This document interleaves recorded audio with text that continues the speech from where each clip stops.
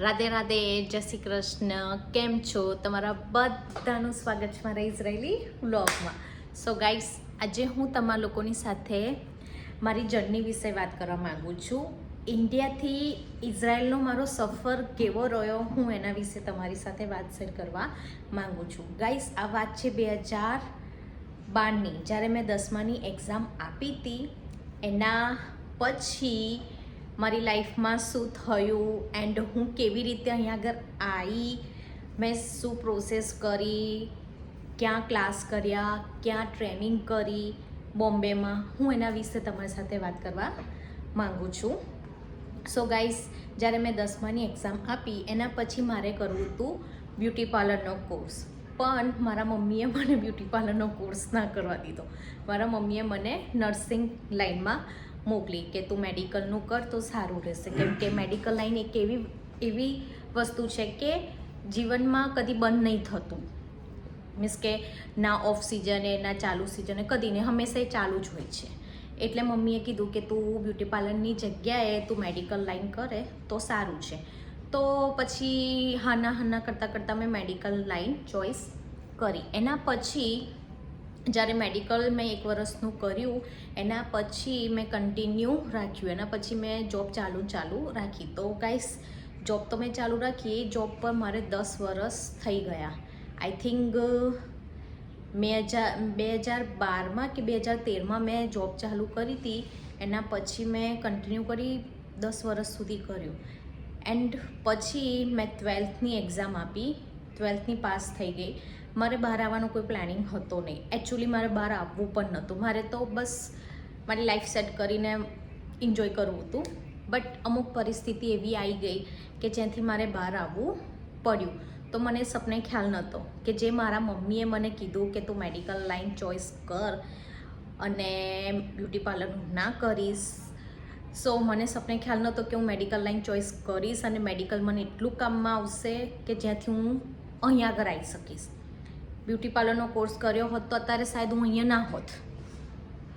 એટલે મમ્મીએ જે મારા માટે ફેસલો લીધો, મમ્મીએ જે મારા માટે વિચાર્યું એ સારું વિચાર્યું. એન્ડ મમ્મીના કહેવા પ્રમાણે મેં મેડિકલ કર્યું, તો આજે હું અહીંયા છું. સો ગાઈસ, આ 2021ની વાત છે શાયદ.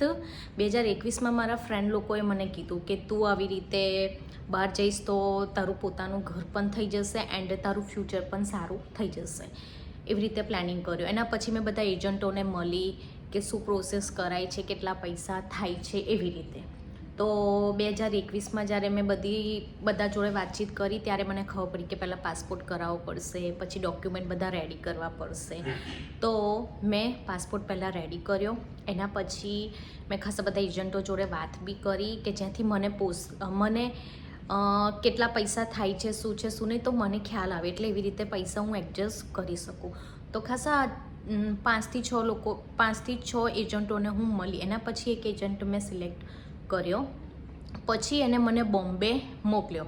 આઈ થિંક 2022માં કે 2023માં સમથિંગ, મને એટલું યાદ નથી. એને મને ટ્રેનિંગમાં મોકલી. ટ્રેનિંગ 20 દિવસની હોય છે ગાઈસ બોમ્બેમાં. ટ્રેનિંગ 20 દિવસની હોય છે. ત્યાં રહેવાનો અને ખાવા પીવાનો ખર્ચો આપણા પોતાનો હોય છે. મેં તો જિંદગીમાં કદી બરોડાથી બહાર ગઈ નહીં. ફર્સ્ટ ટાઈમ મેં બોમ્બે ગઈ. સો મારી સાથે તો 4 છોકરીઓ હતી એટલે મને થોડું ઇઝી પડી ગયું હતું. નડિયાદની 3 છોકરીઓ હતી એન્ડ હું બરોડાથી. તો મને થોડું સારું હતું કે છોકરીઓનો સપોર્ટ બી હતો.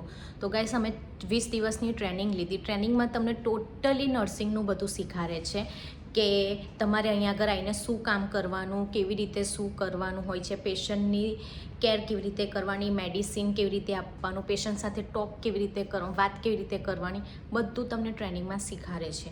કે પેશન્ટને કશું થઈ જાય તો CPR કેમનો આપવાનું. એટલે પ્રેક્ટિકલ એન્ડ થિયરી બંને વસ્તુ તમને એ લોકો 20 દિવસના ક્લાસમાં શીખવાડે છે.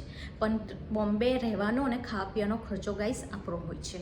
તો ટ્રેનિંગ મેં 20 દિવસની કરી. એના પછી એ લોકો તમારું જોવે કે તમે બરાબર રીતે સ્ટડી કરી છે કે નહીં. એનું તમારી એક્ઝામ બી લે.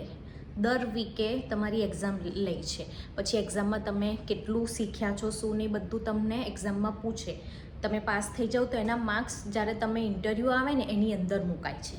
તો 20 દિવસની ટ્રેનિંગ લીધા પછી આઈ થિંક 2024માં આઈ થિંક મારું સિલેક્શન થયું, મારા વિઝા આવ્યા એન્ડ મેં પૈસાનું વ્યાજે પૈસા લીધા. એકચ્યુઅલી મારા ફ્રેન્ડોએ મને બહુ હેલ્પ કરી હતી. ફ્રેન્ડ એન્ડ મારા મમ્મી જ્યાં કામ કરતા હતા ને એ લોકોએ મને બહુ જ હેલ્પ કરી હતી.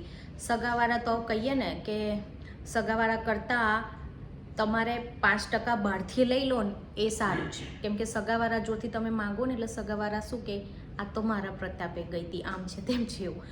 સો મેં મારા ફ્રેન્ડોએ મને બહુ હેલ્પ કરી હતી, એ લોકોએ મદદ કરી. મારા મમ્મી જ્યાં જોબ કરતા હતા એ લોકોએ હેલ્પ કરી. હું એટલા પૈસા ચૂકવીને અહીંયા આગળ આવી. અને અહીંયા કેવું હોય છે ગાઈસ, તમને અહીંયા આગળ જોબ તમારી ફિક્સ જ હોય છે.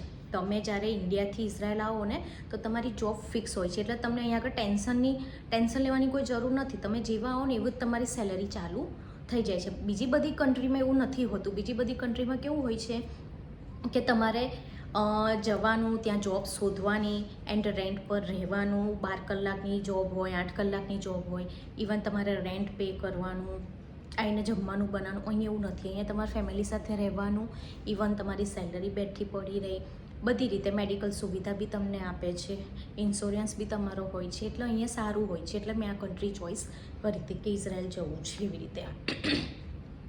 તો ફાઇનલી હું 2024માં 18 ફેબ્રુઆરીએ હું અહીંયા આગળ ઇઝરાયલમાં આવી. જ્યારે મારું બધું ફાઇનલ થઈ ગયું, ઇન્ટરવ્યૂ મેં ક્લિયર કર્યું એન્ડ મારી જોબ ફિક્સ જ હતી. તો હું 2024માં 18 ફેબ્રુઆરીએ હું ઇઝરાયલમાં આવી ગઈ. તો મને અહીંયા આવીને તૈયારીમાં આ લોકો લઈ ગયા એજન્સીમાં, કેમ કે એજન્સીમાં લઈ જાય એટલે તમને ડોક્યુમેન્ટમાં સિગ્નેચર કરાવતા હોય છે.